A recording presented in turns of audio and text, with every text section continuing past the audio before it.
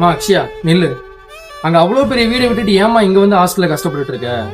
உங்களெல்லாம் யாரும் வேணாம்னு சொல்லி நான் வந்துட்டேன்ல. ஒரே சும்மா வந்து தொல்லை பண்ணிட்டு இருக்கீங்க. அம்மா உன்னை பார்க்காம அப்பா அம்மா எல்லாம் கொஞ்சம் கஷ்டப்படுறாங்கம்மா. உங்க மூஞ்சில முழிக்கிறதுக்கு எனக்கு விட்டு போகுது. தயவு செஞ்சு இங்க போயிருங்க. யாரா நீங்க? அந்த பொண்ணு என்ன வம்பிழுத்துட்டு இருக்கீங்க? அண்ணா தங்கச்சி தானா? யாரா இருந்தாலும் பரவாயில்லப்பா, வெளியில போய் பேசிக்கோ, கிளம்பு. இவங்கெல்லாம் யாருமா? என்னோட அண்ணனுங்க தான். உனக்கு யாரு இல்லைன்னு சொன்னீங்க? எல்லாரும் இருக்காங்க, கூட தான் யாரும். வீட்டை விட்டு வெளியே வர அளவுக்கு என்னமா உனக்கு பிரச்சனை? என் வீட்டுல பசங்களை ஒரு மாதிரி பொண்ணுங்களை ஒரு மாதிரி நடத்துவாங்க. நான் என்ன செஞ்சாலும் குறை கண்டுபிடிப்பாங்க. என்னால அங்க நிம்மதியாவே இருக்க முடியல. அதனாலதான் நான் வீட்டை விட்டு வெளியே வந்துட்டேன்.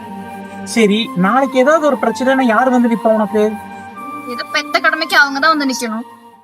அம்மா, பெத்தவங்க கண்டிக்கிற விதம் வேணா தப்பா இருக்கலாமா, ஆனா அவங்க கண்டிக்கிற விஷயம் கரெக்டானது.